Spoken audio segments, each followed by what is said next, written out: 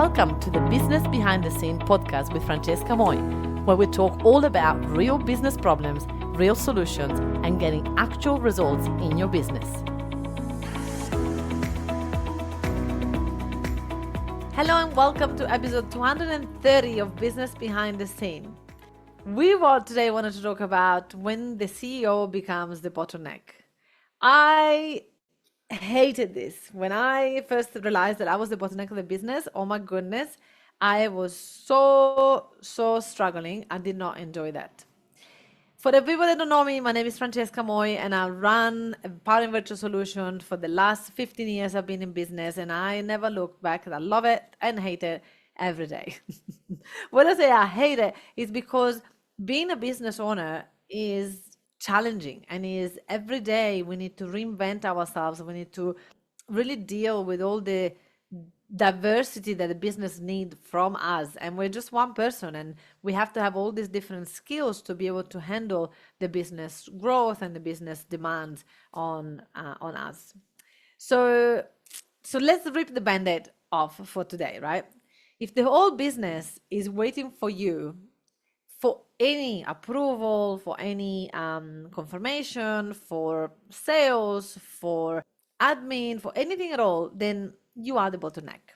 It's not nice to hear, I know, but that's what one of my coaches told me a few years ago. And I was like, okay, I'm getting out of my own way. And since then, I've been training my Filipinos team to do sales. I've got one more person going in training next week, and they're doing it. And what is good is that I was able to be the proof of what's possible when you have a virtual assistant. So I had to get out of my own way for my team to shine.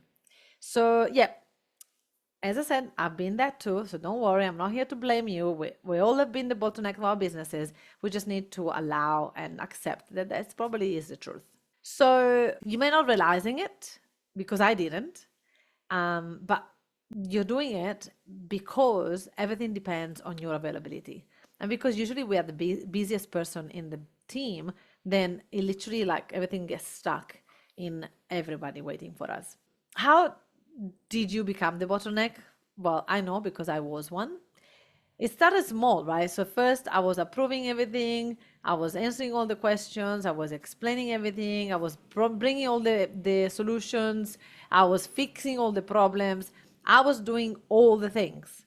And suddenly nothing moves until I was there to say yes or no. And it started to become very overwhelming for me, by the way. I was exhausted all the time and I was frustrated all the time because it's like I wasn't helping my team to take ownership and I wasn't letting go, but then I was blaming them for that. It was like a really interesting process in my brain. And I didn't realize that it was starting from me. And I'm seeing it clearly into some of my clients, into some of my team. When I teach them to delegate, it's so fascinating to watch because they're like holding on to it. It's like, I can't completely let go. And it's like, okay, it's just your mindset. Because until you completely let go, you cannot allow the other person to shine, which is really, really interesting. So your business run at the speed of your inbox. So if everything gets stuck in there, there's a problem, right? So let's be real. Like if you're using CEO brain power on basic admin or customer service or anything at all, the business is waiting on you. So you are draining your own business. Your time is too valuable and admin is really not. I mean, I know because when I say that out loud, I can hear my old version of me saying, of course, admin is vital. If I can do admin right, if I can do customer service right, everything else will be easier. Yes, that is true.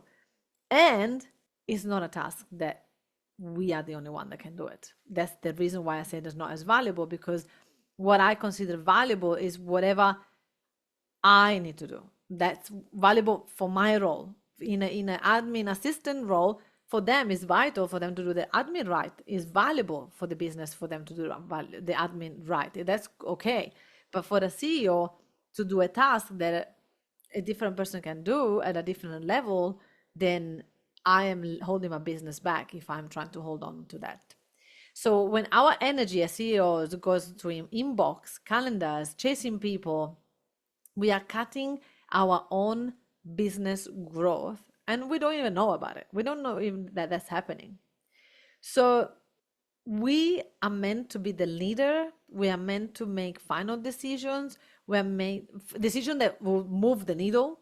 We're meant to focus on growth, on how that growth look like, and then we're meant to share that growth to our managers for them to make it alive, make that vision alive. And a lot of the time we don't do that. A lot of the time we are struggling with that part. So we have put in place staff members that can really support the CEOs. So we have EAs and assistants that can guard our calendar, run the inbox, manage follow-ups, keep the task moving, the project. And since I've been letting go, it's been a dream because I've got my beautiful team. They come on Zoom and they say, okay, FM, you wanted us to do this project. This is where we're at. This is what we need from you now to move forward. And it just unfolds in front of my eyes. And it's just so absolutely brilliant.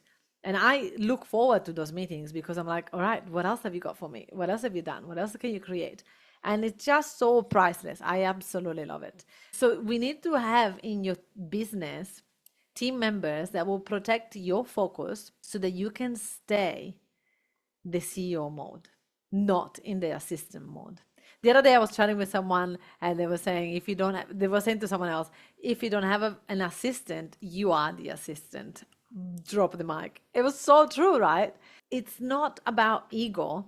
It isn't about I'm too good for admin or, it's not about I'm going to save time and do my own admin. It's about respecting your CEO role. If you're stuck in task all day, you simply cannot focus on the growth of the business. You either do one thing or the other thing. And I can see that clearly now that I have a business manager that started as a customer service manager, and then I give her a promotion to business manager because I can see the potential of this person and the transition between letting go that role and be able to get into the business manager role. It's hard. It's hard for her, and it's been hard for me to teach her, train her, and help her and support her to step out of the doing into the leading. It's really, really difficult. And it's normal for many of us. And what is funny is that sometimes I get comments from people all the time. They're like, oh, you cannot do your own calendar. Because every time people say, when can I book with you or where can I meet you? I'll say, just check with Denise. Denise is my EA and she's got it and she's incredible.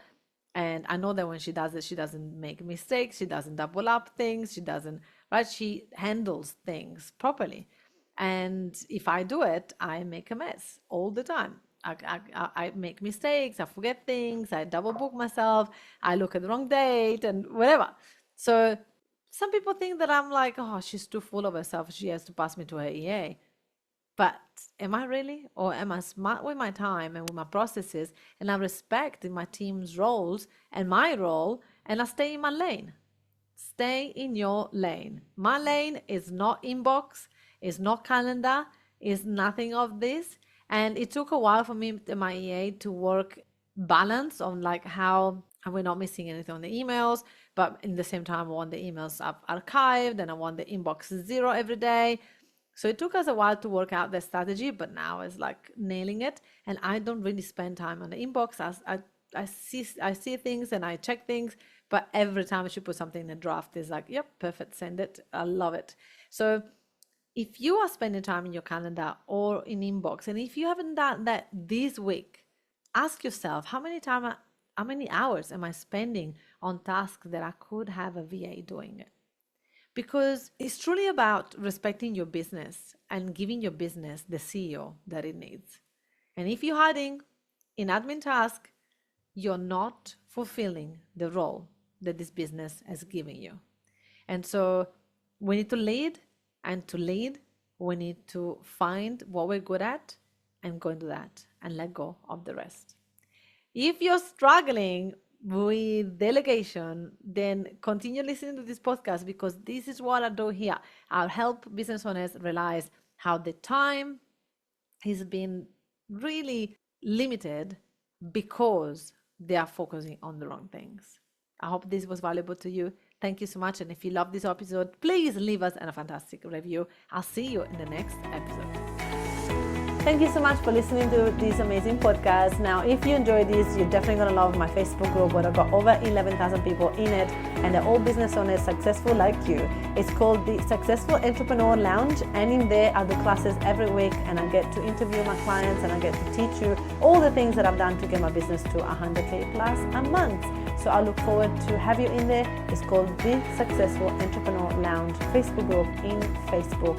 I look forward to see you there. Ciao.